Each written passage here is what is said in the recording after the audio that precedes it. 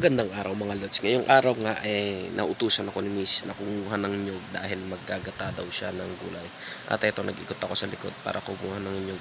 At bago ang lahat, shoutout nga pala muna sa ating lods na si Richard Apilado. So yun nga, sinabihan ko si Mrs. kung ilang nyug ang pupunin. Bilang nyug? Ilan nga? Ay walang malaki, didalwahin ko na. Paano masabi? At ayun nga, pagkatapos kong malaman kung ilan ay kumuha na ako ng nyug. Since meron pa namang isang nakatambay dito sa balatan, isa na lang ang tinampot ko dun sa nakatambak na nyug dun sa kabilang puno. At eto nga mga lods, napakaganda lang dito sa Mindoro dito kasi meron silang sariling balatan dahil nga nagkokopras din ang aking mga biyenan.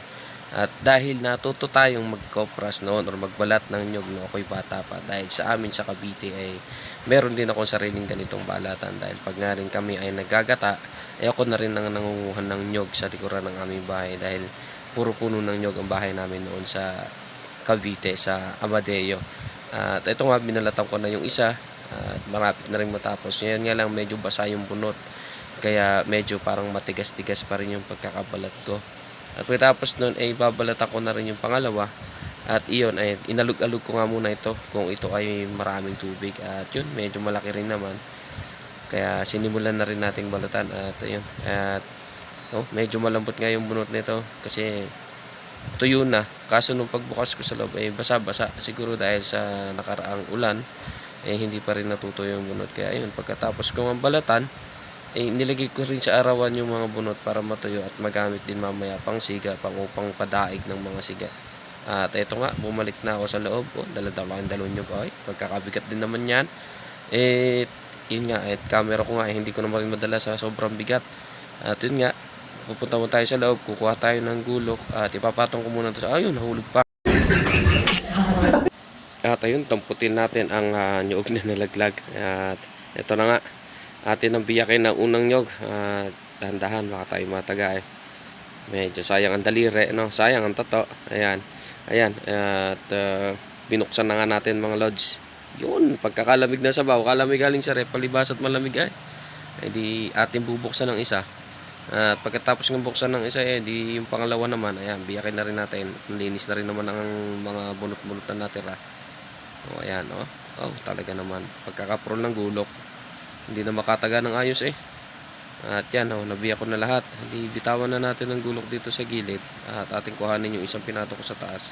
At ayun nga, hindi tayo pumasok na sa loob. At maganda na tayo kayuran. Ayan, iisod mo natin. Nahulog uli.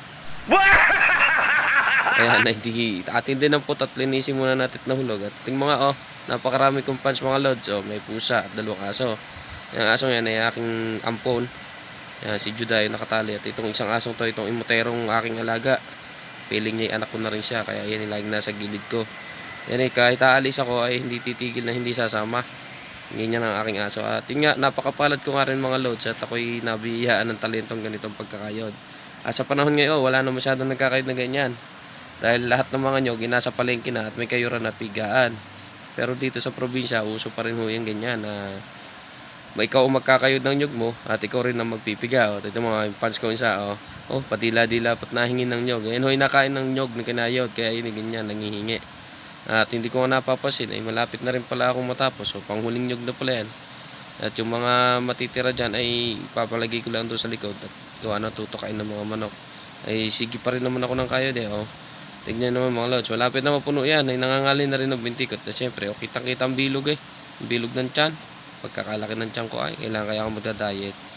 Ang New Year's resolution ko pa naman sana ay ako magda-diet ngayong taon. Siguro pang 7 New Year's resolution ko na hindi pa rin matupad-tupad mga lods. Hindi ko alam kung paano ako makaka-diet pagkakasarap lagi ng ulam. Ginataan, misay bulang lang. Hindi lalo na. At yun nga, natapos na akong magkayod, di ako na may maghihiwa ng kalabasa at saka magbabalat. Kinuha ko na ngayon pong madiinak sangkala namin. Ayan, kinuha ko na unang kalabasa. Pagkakala pa ng hiwa niyan, kaya ang gagawin natin, balatan muna. Siyempre, tanggalan muna nga pala ng buto. Pagkatanggal natin ng buto niya di ating hihiwa o babalatan muna. Ayan, ingat-ingat, baka mahiwa ang kamay. Diba? Siyempre, kahit papaano marunong din namang maghiwa-hiwa ng mga gulay. Ito rin nung namimiss ko, yung sariwang gulay. Ito ay kapipitas lang nung tindahan doon sa amin. At bumili nga kami. Ayan, hiniwa ko na sa gitna at bago balatan. Para medyo manipis-nipis. Napakahirap naman magbalat na makapal eh. At yan, hiniwa ko na rin yung isa. Ayan, oh. Kinuha ko na nga, tinanggal ko na rin ng buto yan. Tapos pagkatanggal ko ay, syempre, itadali na rin natin ng paghiwa ng buto yan. Ay, ng katawan. Ay, buto na naman ay. Lagi na lang buto. Ayan, oh. Ayan na, hiniwa na. Binalatan na nga ng kabitain yung mga yan. Ayan, oh. Kita nyo, oh. Ayan, oh. Ay, medyo magpatalas naman ng kutsilyo namin. Eh, di akin ang pinilisan ng pagkakahiwa, oh. Bigla nyo't pagkakabilis. So, sa sobrang bilis nga, oh, uminom pa ako ng tubig rin at nauuhaw na ay. Uhaw na ang bida niya, oh. Tingnan nyo, kita na naman ang blulo. Okay, kitang-kita rin ang bilog ng tiyan, oh, di ba? Oh, ayan, eh, hiwa uli. Hiwa lang utoy at siguradong makakatapos ng hiwa. Oh, ayan, oh. Di ba? Balat-balat lang yan, oh. Mabilis ang balatay. Oh, ayan, hiwain na natin mga lods. Oh, di ba? Napakaselan din naman eh. Tinanggal pa ang balat. Oh, ayan, oh. Ayan, oh. Hiwang-hiwang maigi yan, oh. Kala mo na may si Chef Logro rin eh, oh. Oh, ayan, oh. Diba? Oh, pagkatapos, oh, sitaw na ang ating hiniwa eh, oh. Pagkakabilis kong humiwa din eh, oh. Yan ang mga sinasabing hiwang mabilisan. Ay, ganun talaga, oh.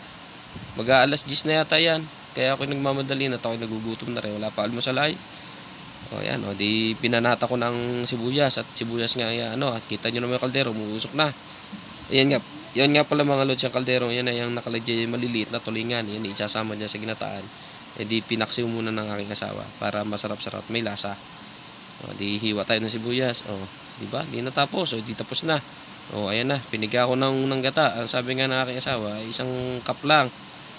E, ate lang piniga ng medyo malamya ang ating gata para makakuha ng kakanggatan ng isang cup lang. At hindi pampalapot lang daw sa sabaw. Ang marabihan ko raw gagawin ay yung pangalawang gata. Di ayan, o di natapos na, o salin uli sa palanggana para pigayin uli natin mamaya. O di pagkasalin na, di kukuha tayo ng tas at salin natin yung pangalawa. Pangunang inan natin, hugas muna kamay syempre para malinis. Eh baka sumama ang sapal ng nyug sa pagkain. O ayan, o di ba? Salin natin ng coconut milk sa English. O di ba? O ayan, tagilin natin sa sulok at baka ito yung mainom, makalay gatas. O ayan, tabi rin natin ang asin. O, ayan, pangalawang gata na. Yung ginawa ko dito sa pangalawang gata, para dumami, nilagyan ko ng tubig.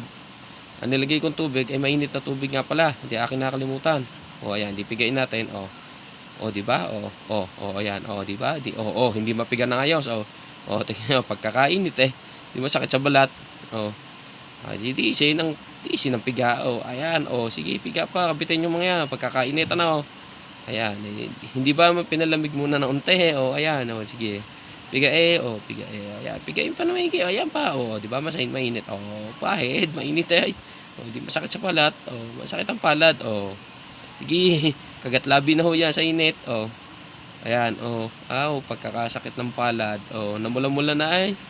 At yun, natapos na nga, hindi ako nagsaing na. At si Mrs. ay isinalang na yung gulay na ginataan. Ginataang sitaw kalabasa na may malunggay na bulaklak pa yun at saka bunga ng malunggay.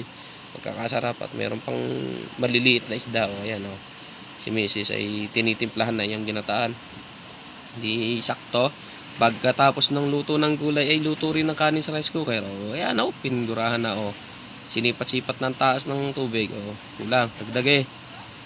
Pagkadagdag, ayos na. Timplahin uli.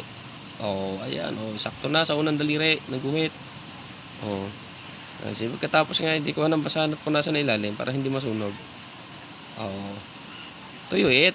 Rice cooker yan eh, baka mabasa ilalim, hindi maluluto, no? Baka masunog pa. Ayan, lagyan natin sa rice cooker. At yun nga, tayo magtimpla na ng kape. Magkakape muna at merienda na, alas 10 na. Ayan, pagkakasarap kapeng mainit. Ay sakto yun, may baho doon sa sulok. Kaya di tayo magbabaho ng konti. Luto na ang isda. Umuusok-usok pa ang kape pagkakasarap. Ay aking namimiss din naman sinilangang bayan ay ang Amadeo. Doon ba ay kape Amadeo? Pahimis blend yun. Di sanay ako sa kaping barako. Ayan, lagyan natin konti asukal pampatanggal ng pait. Para medyo matamis-tamis. Di ba?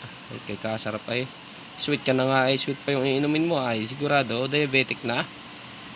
Ayan na. Tabi muna natin lahat. Para tayo mapagalitan eh. Ating imisin. Kuhanin ang bahaw. Hingin ng isda. Hingi tayo hinta kay misis. Para tayo may pangulam. Yan, ay ito yung merienda lang mga lods ha. Ito hindi pa tanghalian. Alas 10 lang ere. Magmimerienda lang ako habang nag-iintay ng luto. At mamaya naman, alas 12 pa ng halian, may kasamang ginataang gulay. Namimiss ko na rin ang ginataang kalabasa at saka sitaw ay. Hindi lagyan pa ng malunggay, galing doon sa likuran. May kasama pang bulaklak at bunga. Ayan. Ayun, tinapon na, ayun na. Ayan na mga lods. Diba? Ayan na, kompleto na. Ito na. Ayan, tayo na magmerienda. Paano ba yan? Saka na. Ayan na naman, asok ko muna. Peace out mga lods.